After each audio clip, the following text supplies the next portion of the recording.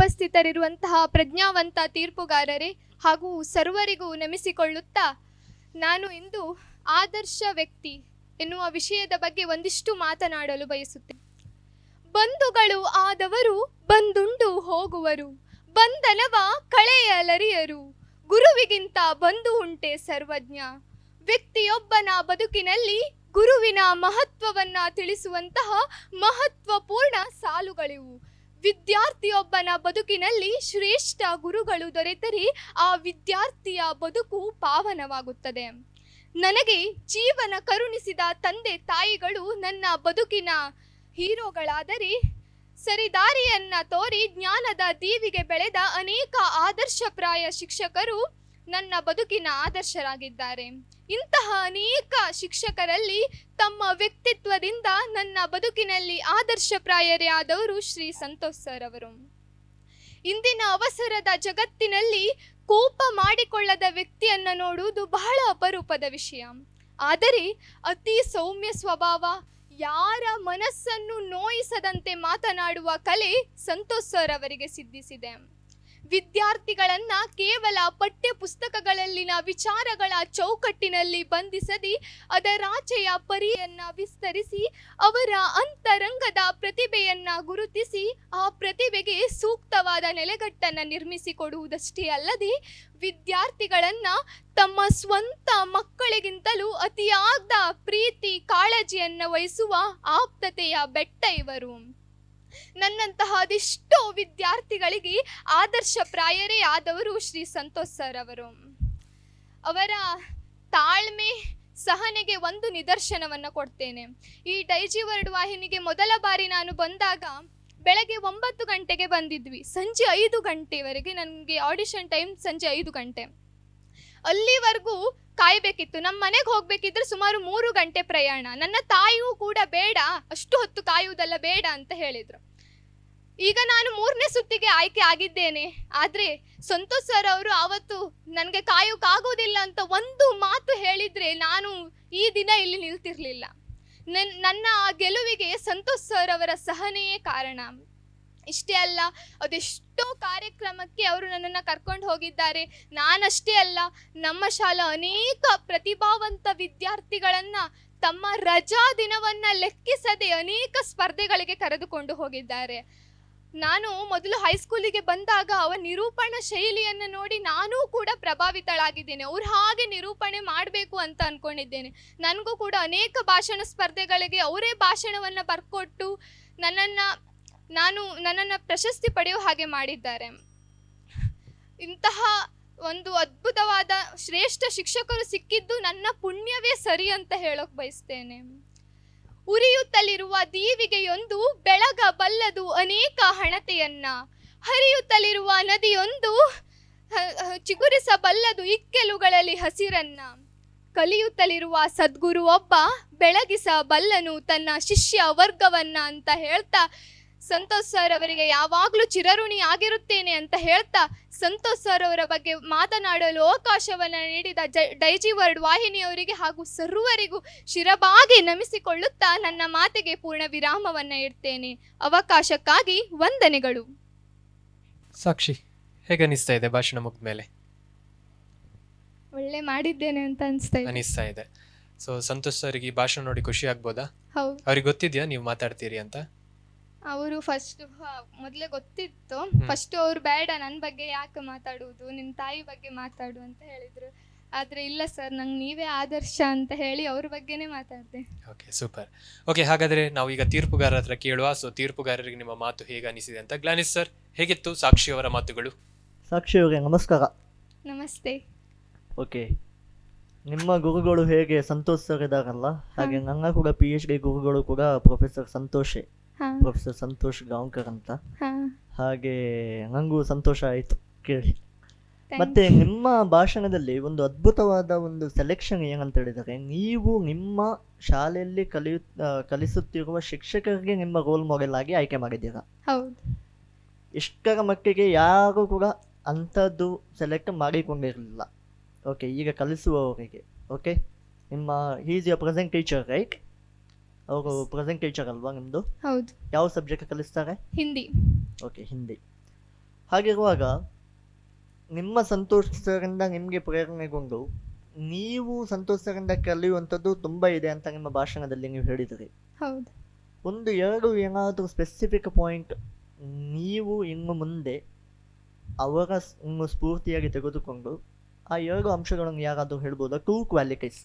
ಅವರು ತುಂಬ ಶಾಂತ ಸ್ವಭಾವ. ಅಂದರೆ ಯಾರೇ ಏನೇ ಮಾಡಿಕೊಂಡ್ರು, ಅಂದರೆ ಕೆಲವರಿಗೆ ಅಂದರೆ ಈಗ ನಾರ್ಮಲ್ ಆಗಿ ಎಲ್ಲರಿಗೂ ಸಿಟ್ಟು ಬರ್ತದೆ, ಆದರೆ ಅವರು ಅಷ್ಟು ಕಂಟ್ರೋಲ್ ಮಾಡ್ತಾರೆ. ನನಗೂ ಕೂಡ ಆ ಸಿಟ್ಟನ್ನು ಕಂಟ್ರೋಲ್ ಮಾಡ್ಲಿಕ್ಕೆ ಆಗೋದಿಲ್ಲ. ತುಂಬ ಶಾಂತವಾಗಿ ಮಾಡ್ತಾರೆ.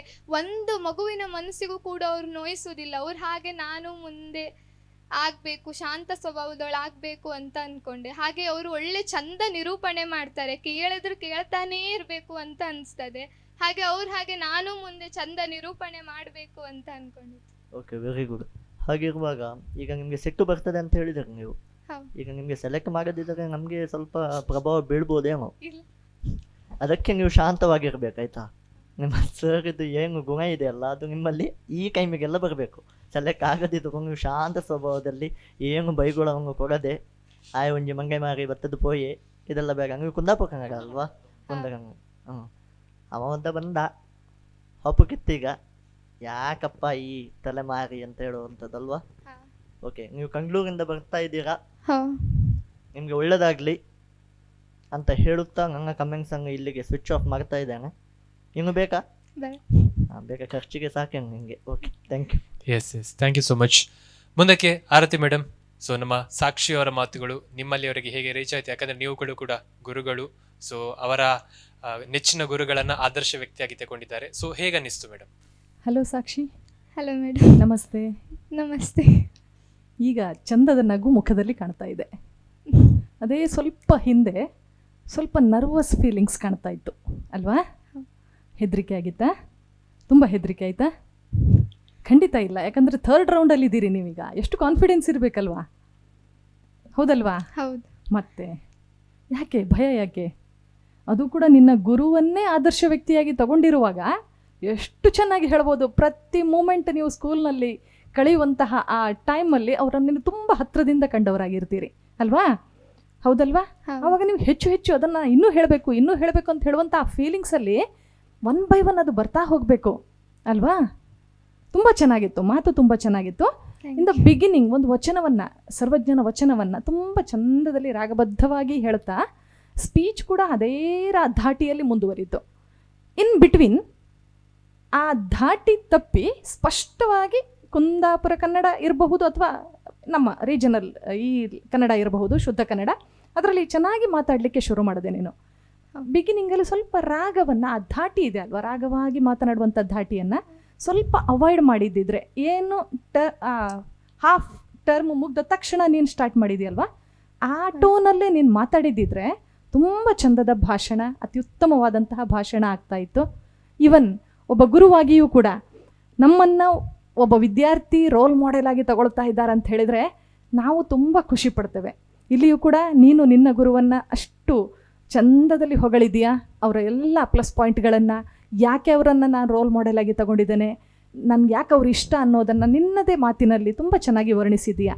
ಇವನ್ ಸರಿಗೂ ಕೂಡ ಥ್ಯಾಂಕ್ಸ್ ಹೇಳು. ನಿಮ್ಮನ್ನು ಹೀಗೆ ಪ್ರೋತ್ಸಾಹಿಸ್ತಾ ಹುರಿದುಂಬಿಸ್ತಾ ಇದ್ದರೆ ಮಕ್ಕಳು ಕೂಡ ಒಂದು ಹಂತಕ್ಕೆ ಬೆಳಿಲಿಕ್ಕೆ ಅವಕಾಶ ಸಿಗತ್ತೆ ಅಂತ ಹೇಳುವಂಥದ್ದು ನನ್ನ ಒಂದು ಮಾತು. Okay, all the best. Thank you so much. ಅದ್ರ ಜೊತೆಗೆ ಶಿಕ್ಷಣ ಕ್ಷೇತ್ರದ ಗುರುಗಳು, ನಮ್ಮ ಅಭಿವ್ಯಕ್ತ ಕಾರ್ಯಕ್ರಮದ ಮಹಾಗುರುಗಳು ಅಲ್ವಿನ್ ದಂತಿ ಸರ್, ತಮ್ಮ ಹತ್ರ ಕೇಳಬೇಕು, ಹೇಗಿತ್ತು ಸರ್ ಸಾಕ್ಷಿ ಅವರ ಮಾತುಗಳು? ಸಾಕ್ಷಿ ಹೆಂಗೆ? ನಿಮ್ಮ ಜುಮ್ಕ ಚೆನ್ನಾಗಿದೆ. ಎಲ್ಲಿಂದ ಇಟ್ಕೊಂಡು ಬಂದ್ರಿ? ಅಮ್ಮ ತಗೊಂಡ್ರಾ? ನಿನಗೋಸ್ಕರ ತಗೊಂಡ್ರ, ಅವರಿಗೋಸ್ಕರ ತಗೊಂಡ್ರ? ನಿಮಗೋಸ್ಕರ. ಓಕೆ, ನಿಮ್ಮ ಈ ಮೊದಲಿನ ಭಾಷಣಗಳನ್ನೆಲ್ಲ ಸಿದ್ಧಪಡಿಸಿ ತಮಗೆ ತರಬೇತಿ ನೀಡಿದವರು ಸಂತೋಷ್ ಸರ್ ಅಲ್ಲ? ನೀವು ನಾನು ಫಸ್ಟ್ ಭಾಷಣ ಮಾಡಿದಾಗ ನೀವು ಹೇಳಿದ್ರಿ ನಾನೇ ಭಾಷಣ ಬರಿಬೇಕು ಅಂತ ಹೇಳಿದ್ರಿ. ಈ ಮೊದಲಿನ ಆಡಿಷನ್ ಫಸ್ಟ್ ರೌಂಡಿಗೆ ಮಾತ್ರ ಅವ್ರು ಬರ್ಕೊಟ್ಟಿದ್ರು. ಆಮೇಲೆ ನಾನು ಹೇಳಿದೆ ನೀವೇ ಪ್ರಿಪೇರ್ ಮಾಡಬೇಕು. ಅವರು ಅಂದ್ರೆ ತಪ್ಪಾಗಿದ್ದಲ್ಲ ಸರಿ ಹೇಳ್ತಿದ್ರು, ಕೆಲವು ವರ್ಡ್ ಎಲ್ಲ ತಪ್ಪಾದ್ರೆ ಅವರು ಹೇಳ್ತಿದ್ರು. ಈ ಭಾಷಣವನ್ನು ಮಾಡಿ ಅವರಿಗೆ ತೋರಿಸಿದ್ರ? ಇಲ್ಲ. ಸೊ ನಿಮ್ಮಷ್ಟಕ್ಕೆ ನೀವು ಮಾಡಿದಿರಿ. ಹಾ. ಮೇಡಮ್ ಕರೆಕ್ಟ್ ಒಬ್ಸರ್ವ್ ಮಾಡಿದ್ದಾರೆ, ಆರತಿ ಮೇಡಮ್ ಅವರು. ಆ ಒಂದು ಟೋನು, ರಾಗ ಅಂತ ಹೇಳಿದರೆ ಅದೊಂದು ಟೋನ್, ಆ ಟೋನಲ್ಲಿ ಬಂದ್ರಿ ನೀವು. ಸಡನ್ನಾಗಿ ನಿಮಗೆ ಅದು ಮಿಸ್ ಹೊಡೀತಾ ಅಥವಾ ಸಂತೋಷ್ ಸರ್ ಬಗ್ಗೆ ಹೇಳುವಾಗ ಬಹಳ ಒಂದು ನ್ಯಾಚುರಲ್ ಆಗಿ ಹೇಳಿದ್ರಿ, ನ್ಯಾಚುರಲ್ ಆಗಿ ಪುನಃ ಅದೇ ಟೋನ್ನಲ್ಲಿ ಬಂದು ಮುಗಿಸಿದ್ರಿ ಅಲ್ವಾ? ಅಲ್ಲ, ಇಷ್ಟೆಲ್ಲ ಮಾತನಾಡಲಿಕ್ಕೆ ನೀನು ಮೊದಲು ಹೇಳಿದಿ ಪ್ರಜ್ಞಾವಂತ ತೀರ್ಪುದಾರರು ಅಂತ ಹೇಳಿ. ಸೊ ನಾನು ಪ್ರಜ್ಞಾವಂತನ ಅಲ್ವಾ ಗೊತ್ತಿಲ್ಲ ನನಗೆ. ಹೊಸ ಶಬ್ದವನ್ನು ಹಾಕಿದ್ರಿ, ಭಾಳ ಚೆನ್ನಾಗಿ ನೀವು ಹೇಳಿದ್ರಿ. ನಿಮಗೆ ಇಷ್ಟದ ಸಬ್ಜೆಕ್ಟ್ ಯಾವುದು? ಹಿಂದಿ. ಹಿಂದಿ. ಇಷ್ಟದ ಸರ್ ಹಿಂದಿ ಹಾ. ಅಲ್ವಾ? ಎಲ್ಲ 20/20 ಹಾ. ಯಾವಾಗಲೂ ಹಾ. ಸರಿ. ಅವರ ನಿರೂಪಣೆ ಶೈಲಿಯನ್ನು ನೀವು ಗಮನಿಸಿದ್ದೀರಿ. ಹಾ. ನಿಮಗೆ ನಿರೂಪಕರಾಗಬೇಕೆಂಬ ಮನಸ್ಸಿದೆ. ಹಾ. ಟಿ ವಿಯಲ್ಲಿ ಬರಲಿಕ್ಕೆ ಮನಸ್ಸಿದೆ, ಹೌದು. ಹೌದಾ? ಹಾ. ಪ್ರತಿಭಾ ಕಾರಂಜಿ ಅದರಲ್ಲೆಲ್ಲ ನಿಮಗೆ ಪ್ರೈಸ್ ಎಲ್ಲ ಸಿಕ್ಕಿದೆ. ಹೌದು. ಸೊ ಭಾಳ ಚೆನ್ನಾಗಿ ನೀವು ವಿಷಯವನ್ನು ಪ್ರಸ್ತುತಿ ಮಾಡಿದ್ದೀರಿ. ಸಾಮಾನ್ಯವಾಗಿ ನಮ್ಮೊಟ್ಟಿಗಿರುವಂಥ ವ್ಯಕ್ತಿಗಳನ್ನು ಆದರ್ಶವಾಗಿ ತೆಗೆದುಕೊಂಡರೂ ಕೂಡ ಅದನ್ನು ಓಪನ್ ಆಗಿ ಸಾರ್ವಜನಿಕರಿಗೆ ಹೇಳುವುದು ಬಹಳ ಕಡಿಮೆ. ನಿಮ್ಮ ಶಾಲೆಯವರು, ನಿಮ್ಮ ಸಹಪಾಠಿಗಳು ಈ ಭಾಷಣ ಬಿತ್ತರಗೊಂಡಾದ ಮೇಲೆ ಬೇರೆ ಬೇರೆ ಕಮೆಂಟ್ಸ್ಗಳೆಲ್ಲ ಬರ್ಬೋದು. ಅದು ಕಿವಿಗೆ ಹಾಕಿಕೊಳ್ಳದೆ ನೀನೇನು ಇಷ್ಟಪಟ್ಟಿದೀಯಾ, ನೀನೇನು ಮೆಚ್ಕೊಳ್ತಾ ಇದೆಯಾ, ನೀನು ಯಾವುದನ್ನು ಆದರ್ಶವಾಗಿ ತೆಗೆದುಕೊಂಡಿದ್ದೀಯಾ ಅದನ್ನೇ ಮುಂದುವರಿಸು. ಅವರ ಹಾಗೆ ನಿರೂಪಕ ಆಗು. ಮತ್ತು ಆ ಟೋನ್ ಒಂದು ಬಿಟ್ಟುಬಿಡು, ನ್ಯಾಚುರಲ್ ಆಗಿ ಮಾತಾಡಬೇಕು. ಆಯಿತಾ? ಹಾಂ. ಹಾಂ. ನಿನ್ನನ್ನು ಎಂತ ಮಾಡೋದು ಈಗ? ಸೆಲೆಕ್ಟ್ ಮಾಡಿ. ನೀವು ಹೇಳಬೇಕೀಗ ಅದೇ ಟೋನ್, ಯಾವ ಟೋನನ್ನು ಬಿಡ್ಲಿಕ್ಕೆ ಹೇಳಿದೆ ನೋಡಿ, ಅದೇ ಟೋನ್ನಲ್ಲಿ ಹೇಳಬೇಕು. ಪ್ರಜ್ಞಾವಂತ ತೀರ್ಪುದಾರರಾದರೆ ನನ್ನನ್ನು ಸಿಲೆಕ್ಟ್ ಮಾಡಿ ಅಂತ ಹೇಳಬೇಕು. ನೀವು ಹೇಳು, ಹೇಳು. ಟೋನ್ ಬರುದಿಲ್ವಾ? ಅದು ಭಾಷಣ ಮಾಡುವಾಗ ಮಾತ್ರ ಬರ್ತದೆ. ಇದು ಸಮಸ್ಯೆ, ಇದು ಸಮಸ್ಯೆ. ನಮ್ಮಲ್ಲಿ ಕೂಡ ಹಾಗೆ. ನಮ್ಮಲ್ಲಿ ಹೊಸ ಒಡಂಬಡಿಕೆ ಮತ್ತು ಹಳ ಒಡಂಬಡಿಕೆ ಓದಲಿಕ್ಕಿದೆ ಚರ್ಚಿನಲ್ಲಿ. ಹೀಗೆ ನೇರವಾಗಿ ಮಾತನಾಡೋದಿರೋ ನಾವು ಅದೊಂದು ವೇದಿಕೆಗೆ ಹೋದ ಮೇಲೆ ಆ ಟೋನೇ ಬೇರೆ. ಪ್ರೇಯರ್ಸ್ ಆಫ್ ಇಂಟೆನ್ಷನ್ಸ್ ಅಂತ ಹೇಳ್ತಾರೆ, ಭಾವರ್ತಜಿ ಪ್ರಾರ್ಥನೆ. ಅದು ಓದುವಾಗಲೂ ಕೂಡ ಆ ಟೋನೇ ಬೇರೆ. ವೇ ಆಫ್ ದ ಕ್ರಾಸ್, ಅದರದ್ದು ಟೋನೇ ಬೇರೆ. ನಮ್ಮ ಸಮುದಾಯಕ್ಕೆ ನಾನು ಹೇಳುವಂಥದ್ದು, ಆ ಟೋನ್ ಇರಬಾರದು, ನಿಮ್ಮ ನ್ಯಾಚುರಲ್ ಟೋನ್ ಇರಬೇಕು. ಆ ನ್ಯಾಚುರಲ್ ನಡುವೆ ಮಾತಾಡಿದ್ರಲ್ಲ, ನಿಜವಾಗಿ ನಿಮಗೆ ತಪ್ಪಿತಾ? ನೀವು ನಿಮ್ಮದೇ ಮಾತಾಡ್ಲಿಕ್ಕೆ ಹೋದ್ರಾ? ಇಲ್ಲ ಇಲ್ಲ, ಭಾಷಣದಲ್ಲಿ ಇತ್ತ ಅದು? ಹಾ. ನನಗೆ ಸ್ಕ್ರಿಪ್ಟ್ ಈಗ ತಂದು ತೋರಿಸ್ಬೇಕು ನೀನು. ಅಡ್ಡಿಲ್ಲ. ಅಡ್ಡಿಲ್ಲ. ಅದೇ ಶಬ್ದಗಳು ಇರಬೇಕು, ಅದೇ. ಇಲ್ಲದ್ರೆ ರಿಜೆಕ್ಟ್ ಮಾಡ್ತೇನೆ ನಾನು. ಅಡ್ಡಿಲ್ಲ. ಈಗ ಸಿಲೆಕ್ಟ್ ಮಾಡಿದ್ದೇನೆ, ಹಾ. ಅಷ್ಟೇ Yes. Expression. Congratulations, You are selected. select ಆಗಿದ್ದೀರಿ. Thank you. ಎಸ್ ಮಾಡು. ಇದೆಲ್ಲ ನಾಚಿಕಿದ್ರೆ ನಿರೂಪಣೆ ಮಾಡಲಿಕ್ಕೆ ಭಾಳ ಕಷ್ಟ. ಇದೆಲ್ಲ ಬೇಕು, ಅದೆಲ್ಲ ಮಸಾಲೆ ಎಲ್ಲ ಹಾಕಬೇಕು ನಡುವೆ. Okay, all the best. ಇನ್ನೂ ಹೆಚ್ಚು ಮಾತಾಡಿದರೆ ನಿಮ್ಮದು ಆರ್ಟ್ ಬೇಡ, ಏನು ಹೇಳೋದಿಲ್ಲ ನಾನು. You are selected madam. Thank you. Yes, thank you so much. Sakshi ಅವರೇ, ಹೇಗನಿಸ್ತಿದೆ ಈಗ? ತುಂಬಾ ಖುಷಿ ಆಯ್ತು. ಓಕೆ, ಮುಂದಿನ ಸುತ್ತಿಗೆ ಪ್ರಿಪರೇಷನ್ ಜೋರಾಗಿರಲಿ. ಹಾ. Once again congratulation and all the best. Thank you.